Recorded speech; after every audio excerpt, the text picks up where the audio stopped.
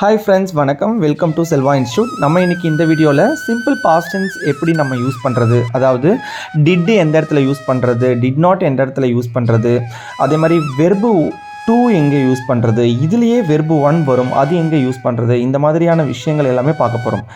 பேசுகிறதுக்கு கிராமர் பெருசாக முக்கியம் கிடையாது, ஆனால் டென்ஸ் கண்டிப்பாக நீங்கள் தெரிஞ்சால் மட்டும்தான் பேச முடியும். ஒரு சில பேர் கேட்கலாம், சார் எனக்குலாம் டென்ஸும் தெரியாது கிராமரும் தெரியாது ஆனால் நான் நல்லா பேசுவேனே அப்படின்னு சொல்லலாம். ஆனால் அது நீங்கள் சின்ன வயசுலேயே ப்ராக்டிஸ், உங்களை அறியாமல் நீங்கள் அந்த டேர்ம்ஸை ரிப்பீட் பண்ணியிருப்பீங்க. சரி, நம்ம இந்த கிளாஸில் சிம்பிள் பாஸ்ட் டென்ஸ்னுடைய பாசிட்டிவ் ஸ்டேட்மெண்ட், நெகட்டிவ் ஸ்டேட்மெண்ட், அதை எப்படி கொஸ்டினாக மாற்றுறது, அது எப்படி நெகட்டிவ் கொஸ்டினாக மாற்றுறது, டபுள்ஹெச் கொஸ்டின் எப்படி ஃபார்ம் பண்ணுறது, இதெல்லாம் நம்ம நிறைய ட்ரிக்ஸோடு பார்க்க போகிறோம். அதை தாண்டி நம்மளுடைய வீடியோவுக்கு நீங்கள் புதுசாக இருக்கீங்கன்னா ஃபஸ்ட்டு பேசிக் கிளாஸ் 1லேருந்து கிளாஸ் 7 கிளாஸ் 8 வரைக்குமே நீங்கள் போய் பார்த்துட்டு அதுக்கப்புறம் இந்த வீடியோ வந்து பார்த்தீங்கன்னா உங்களுக்கு இன்னும் நிறைய கிளாரிட்டி கிடைக்கும். இதை ஃபஸ்ட்டு பார்க்குறீங்கன்னா உங்களுக்கு புரியாது, இல்லைனா இதை பார்த்துட்டு அதுக்கப்புறம் அதை போய் பாருங்கள். சரியா? அப்போ தான் உங்களுக்கு நிறைய புரியும். ரொம்ப பேசிக் தான் நான் எடுத்துகிட்டு இருக்கிறது, ரொம்ப அட்வான்ஸ் லெவலே கிடையாது இங்கிலீஷில். யாராவது எனக்கு ரொம்ப ரொம்ப பேசிக், நான் 5th ஸ்டாண்டர்ட் 6th ஸ்டாண்டர்ட் லெவலில் இருக்குன்னா தாராளமாக நம்மளுடைய வீடியோவை நீங்கள் ஃபாலோ பண்ணி சப்ஸ்கிரைப் பண்ணி பார்க்கலாம். உங்களுக்கு எல்லாமே புரிய வரும் A to Z. ஒரு பேஸ் மட்டும் ஸ்ட்ராங்காக இருந்தால் மட்டும்தான் அந்த பில்டிங்கே ஸ்ட்ராங்காக ஆக முடியும். அதனால் நீங்கள் பேசிக்கே இல்லாமல் நான் ஃப்ளூயண்ட்டாக பேசணும்னு நினைக்கிறீங்கன்னா கண்டிப்பாக 100வது படிக்கிட்ட தொட முடியாது. ஆரம்பத்துலேருந்து நீங்கள் கற்றுக்கிட்டால் மட்டும்தான் தொட முடியும். ஸோ வாங்க நம்ம வீடியோ உள்ள போகலாம். இப்போது நம்ம சிம்பிள் பாஸ்ட் டென்ஸை பற்றி பார்க்க போகிறோம். இந்த சிம்பிள் பாஸ்ட் டென்ஸ் எந்த மாதிரியான இடத்துல யூஸ் பண்ணணும் அப்படின்னா, முடிஞ்சு போன விஷயத்தை பற்றி சொன்னால் அது சிம்பிள் பாஸ்ட் டென்ஸை குறிக்கும். அப்போ ஏற்கனவே நம்ம ஒன்று பார்த்துருக்கோமே, பி வெர்ப்ஸ், அதுக்கு என்ன சார் அர்த்தம் அப்படின்னா, அதுவுமே முடிஞ்சு போன விஷயந்தான், ஆனால் அங்கே வாஸ் வேறு தனியாக வரும். ஆனால் இங்கே வெர்பு மட்டும்தான் வரும். அதாவது வேர்பு 1 வேர்ப் 2 அந்த மாதிரி தான் வரும்.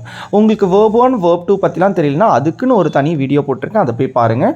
சிம்பிள் ப்ரெசன்ட் டென்ஸையும் போய் பாருங்கள், அப்போ தான் இதுவும் உங்களுக்கு புரிய வரும். இங்கே பாருங்கள், இப்போ லெஃப்ட் சைடில் பார்த்தீங்கன்னா ஐ, ஹி, ஷி, இட்டு, யூ, வி, தே, ரமா, ரகு இப்படிலாம் எழுதியிருக்கேன். சரி, இது எல்லாத்துக்குமே அர்த்தங்கள் உங்களுக்கு தெரியும். ஐனா என்னன்னு தெரியும், ஹீனா என்னன்னு தெரியும்.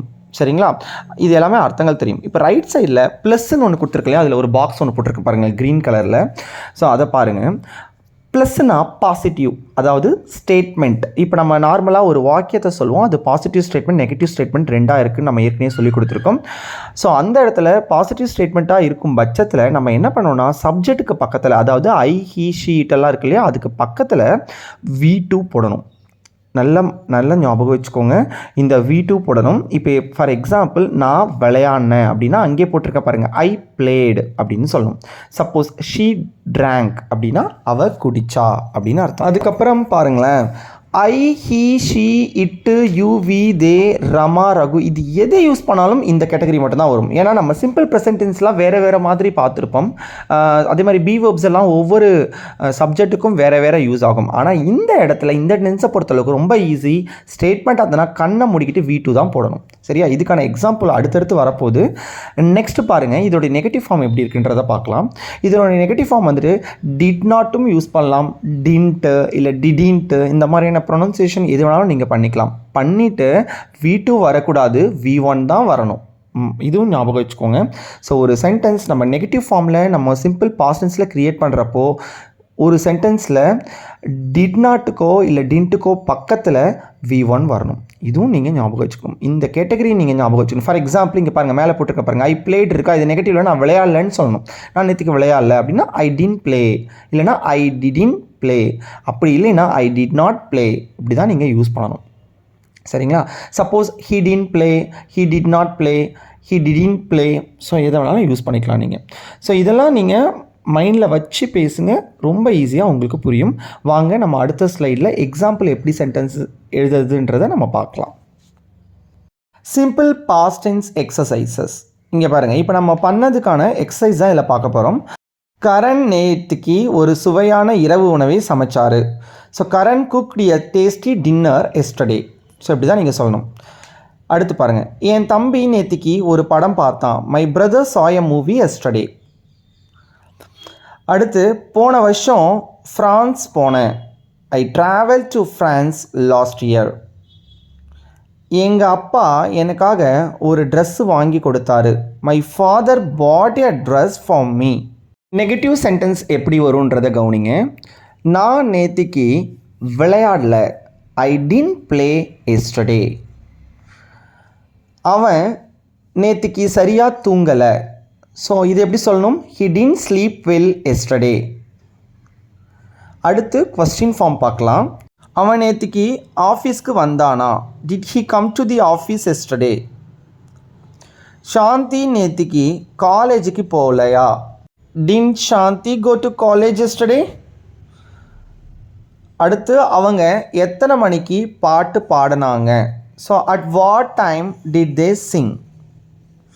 லாஸ்ட் கொஸ்டின், நீங்கள் ஏன் நேற்றுக்கு ஸ்கூலுக்கு வரல? Why didn't you come to school yesterday? சரிங்களா? சரி, இப்போ இதில் ஒரு சில எக்ஸ்ப்ளனேஷன்லாம் கொடுக்கணும் உங்களுக்கு. இப்போது நீங்கள் கொஸ்டின் ஃபார்ம்லாம் பார்த்துருப்பீங்க, எல்லாத்துலேயும் V1 தான் வந்திருக்கு. Question form, suppose yes or no question form, அப்படி இல்லைன்னா நெகட்டிவ் ஸ்டேட்மெண்ட் எல்லாமே வந்துட்டு டிட்டோ டின்ட்டோ வந்துட்டு V1 வந்திருக்கு. ஆனால் ஸ்டேட்மெண்ட்டை பொறுத்தளவுக்கு V2 தான் வரும். ஸோ அந்த ரூல்ஸை நீங்கள் ஞாபகம் வச்சுக்கணும். ஸோ அதை நீங்கள் மறக்கக்கூடாது. ஓகே, இப்போ நம்ம உங்களுக்கான எக்ஸசைஸ் தரப்போகிறேன், நீங்கள் வீட்டில் எழுத போகிறீங்க. சரியா? அதுக்கப்புறம் தமிழ் எக்ஸசைஸும் இருக்குது, அதுவும் நான் தரேன். ப்ளூ கலரில் 1லேருந்து 5 வரைக்கும் பாருங்கள் பிளிங்க் ஆகிட்டு இருக்கு இல்லையா? ஸோ இதை நான் உங்களுக்கு எக்ஸ்ப்ளனேஷன் கொடுக்குறேன். என்னென்னா இது, இப்போ ஒரு சில பேருக்கு வந்துட்டு சார் எனக்கு வந்து ஸ்டேட்மெண்ட் கூட எழுத தெரிஞ்சிச்சு, நெகட்டிவ் ஸ்டேட்மெண்ட் எழுத தெரிஞ்சிச்சு, கொஸ்டின் ஃபார்மே எனக்கு பண்ண தெரிலன்னு சொல்கிறீங்க இல்லையா? அதுக்கான ரூல்ஸ் தான். அதுக்குன்னு ஒரு சில ரூல்ஸ் இருக்குது, அந்த ரூல்ஸை நீங்கள் ஃபாலோ பண்ணி ஆகணும். ஃபஸ்ட்டு ஒரு WH கொஸ்டின் வேர்டு இருக்குது அப்படின்னா, ஒரு கொஸ்டின் இருக்குன்னு வச்சுக்கோங்களேன். இப்போ நார்மலாக வந்துட்டு நீங்கள் எத்தனை மணிக்கு ஸ்கூலுக்கு போனீங்க அப்படின்னு ஒரு கொஸ்டின் இருக்குன்னா, இதில் எதுங்க WH கொஸ்டின் வேர்டு? எத்தனை மணிக்குன்றது தான் இருக்குது. சரியா? இந்த எத்தனை மணிக்குன்றதான் WH கொஸ்டின் வேர்டு. அதை தூக்கி ஃபஸ்ட்டு எழுதணுங்க. அதுக்கு என்ன இங்கிலீஷ்லையோ அதை தூக்கி ஃபஸ்ட் நீங்கள் எழுதணும். இதை எழுதிட்டு அதுக்கு பக்கத்தில் டிட்டோ டிட் நாட்டோ, சிம்பிள் பாஸ்ட்டாக இருக்குன்னா கண்ணை முடிக்கிட்டு ஒன்று பாசிட்டிவாக இருந்தால் டிட் வரும், நெகட்டிவாக இருந்தால் டிட் நாட் வரும். அது பக்கத்தில் அதை போட்டணும். மூணாவதாக சப்ஜெக்ட் போடணும், அதாவது ஐயோ விதை ஹி ஷீட்டில் ஏதோ ஒன்று போடணும். நாலாவது V1 போடணும். அதுலேயே வந்திருக்கும், போல வரல போனேன் வந்தேன்னு வந்திருக்கும். ஸோ அந்த மாதிரியான கான்செப்ட்டில் என்ன வந்திருக்கோ அதை தூக்கி போட்டு கடைசியாக டைம் ரிலேட்டடான வேர்ட்ஸை தூக்கி போட்டுடணும். இவ்வளோ தான். அந்த சென்டென்ஸ் வந்துட்டு உங்களுக்கு கரெக்டாக ஃபுல்ஃபில் ஆகிடும். ஸோ இப்படி தான் நீங்கள் வந்துட்டு ஃபார்ம் பண்ணணும் ஒவ்வொரு சென்டென்ஸுமே. சரி, இப்போ நம்ம ஹோம்ஒர்க் பார்க்கலாம். இதில் உங்களுக்கு தெரியுது பாருங்கள், இது ரெண்டும் நோட் பண்ணிக்கோங்க. ஓகேவா? நான் டிக்டேட் பண்ணல. அதே மாதிரி இதுலேயும் தெரியுது பாருங்கள், 3லேருந்து 5 வரைக்கும். ஸோ இதை நீங்கள் தமிழில் ட்ரான்ஸ்லேட் பண்ணி எனக்கு கமெண்ட் பண்ணுங்கள். இதுக்கப்புறம் எண்டிங்கில் உங்களுக்கு தமிழ் சென்டென்ஸ் ஒரு 5 சொல்கிறேன், அதையும் நோட் பண்ணிக்கோங்க. நிறைய இருக்குது, நான் அடுத்தடுத்த வீடியோஸில் போடுறேன். நான் ரொம்ப லென்த்தியாக இருக்குதுன்றதுனால போட முடியல. ஸோ நான் அடுத்தடுத்து போடுறேன். இப்போ நான் தமிழில் ஒரு 5 சொல்கிறேன், 1 by 1 நோட் பண்ணிக்கோங்க. அதுக்கு முன்னாடி இதில் எஸ்ஆர்னோ கொஷின் டைப் பார்த்தோம், எக்ஸாம்பிள்ஸ்லாம் பார்த்தோம். இங்கே பாருங்கள், ஒரு சென்டென்ஸில் எஸ்ஆர்னோ கொஷின் வர்றது எப்படி கண்டுபிடிக்கிறதுனா, வரலையா வந்தியா இந்த மாதிரி நம்ம சொல்கிறோம் இல்லையா? ஸோ அந்த இடத்துல கண்டுபிடிப்போம். ஸோ அந்த மாதிரியான சென்டென்ஸில் நம்ம எப்படி யூஸ் பண்ணால் டிட்டை தூக்கி முன்னாடி போட்டுக்கணுங்க. ஒரு சென்டென்ஸினுடைய முன்னாடி டிட்டை போட்டிங்கன்னா அது பாசிட்டிவ் எஸ்ஆர்னோ கொஷினாக மாறிடும். For example, did you come yesterday, நேற்றுக்கு நீ வந்தியா அப்படின்ற அர்த்தம். Did you come yesterday, did you come yesterday, நேற்றுக்கு நீ வரலையா, டிட் யூ கம் எஸ்டர்டே, இல்லை did you not come yesterday அப்படின்னு கேட்கலாம் நீங்கள் கொஸ்டின். ஸோ அது ரெண்டு மட்டும் பார்த்துக்கோங்க. அதுவும் நீங்கள் கண்டுபிடிக்க தெரியணும். ஒரு ஸ்டேட்மெண்ட்டை கரெக்டாக கண்டுபிடிக்க தெரிஞ்சால் தான் அது சிம்பிள் பாஸ்டில் வருதா, சிம்பிள் ப்ரெசென்ட்டில் வருதா, அதெல்லாம் கண்டுபிடிக்க தெரிஞ்சால் தான் டென்ஸை உங்களால் ஃபார்ம் பண்ண முடியும். என்னங்க இது இவ்வளோ கஷ்டமாக இருக்குங்க இங்கிலீஷ் அப்படின்னு கேட்காதீங்க. ரொம்ப ஈஸி. புரிஞ்சுக்கிட்டிங்கன்னா, நீங்கள் புரியாமல் சும்மா ஸ்கிப் பண்ணிவிட்டு ஏனோதானமாக படிச்சிங்கன்னா என்றைக்குமே புரியாது. ஸோ நீங்கள் கரெக்டாக காலங்காத்தாலே ஏஞ்சி படிங்க. நான் எதுக்காக உங்களுக்கு காலையிலே வீடியோ போடுறேன்னா, காரணம் என்னென்னா, காலையில் படிக்கிற படிப்பு தான் மனசில் வந்துட்டு ரெஜிஸ்டர் ஆகும். நீங்கள் மதியானம்லாம் சும்மா வாக் பண்ணிவிட்டு படிக்கிறது, ட்ராவல் பண்ணிட்டு படிக்கிறது வேணால் ரிப்பீட்டடாக வேணால் கேட்டுக்கலாம். நீங்கள் 100 தடவை கூட ரிப்பீட்டடாக கேட்கலாமே தவிர்த்து, காலங்காத்தால் ஒரு 4 மணிக்கு ஏஞ்சி படிக்கிற படிப்பு என்றைக்குமே மைண்டில் வந்து ரெஜிஸ்டர் ஆகும். 4ன்றது நீங்கள் 6 மணி கூட ஏந்துருங்க, பட் காலையில் ஏஞ்சி நீங்கள் மைண்டில் மனசில் பதிய வைக்கிறது என்றைக்குமே அது மறக்காது. ஓகே, இப்போ அந்த 5 சென்டென்ஸ் சொல்கிறேன், நோட் பண்ணிக்கோங்க. ரகு நேத்திக்கு காலையில் 5 மணிக்கு ஃபுட்பால் விளையாடினா. செகண்ட் கொஸ்டின், சீதா முந்தா நாள் ஆஃபீஸ் போனா. ரொம்ப சிம்பிளாக தான் சொல்கிறேன். அடுத்து 3வது கொஸ்டின், நான் நேத்திக்கு டிவி பார்க்கல. 4வது கொஸ்டின், அவங்க சென்னைக்கு எத்தனை மணிக்கு போனாங்க. 5வது சென்டென்ஸ், பாலா நேத்திக்கு எப்படி ஸ்விம் பண்ணா. ஸோ இத்தனை கொஸ்டினையும் நீங்கள் எனக்கு கமெண்ட் பண்ணுங்கள். நம்மளுடைய வீடியோ பிடிச்சிருந்தா சப்ஸ்கிரைப் பண்ணுங்கள். நான் ரொம்ப ஃபாஸ்ட்டாக பேசுகிறேன்னா சொல்லுங்கள், கமெண்ட் பண்ணுங்கள். நான் ஸ்லோவாக உங்களுக்கு இன்னும் கொஞ்சம் டீச் பண்ணுறேன் உங்களுக்கு புரிகிற மாதிரி. வேறு ஏதாவது டவுட்ஸ் இருந்தாலும் கமெண்ட் பண்ணுங்கள். ஃபஸ்ட்லேருந்து கடைசி வரைக்கும் ஸ்கிப் பண்ணாமல் பாருங்கள். பிடிச்சிருந்தா ஒரு லைக் பண்ணுங்கள். லைக்கே வரமாட்டேங்குது. நெக்ஸ்ட்டு நம்ம சிம்பிள் ஃபியூச்சரை பற்றி தான் பார்க்க போகிறோம். அடுத்த வீடியோவில் பார்க்கலாம். வெயிட் பண்ணுங்கள் ஒரு 1 வீக். தேங்க்யூ.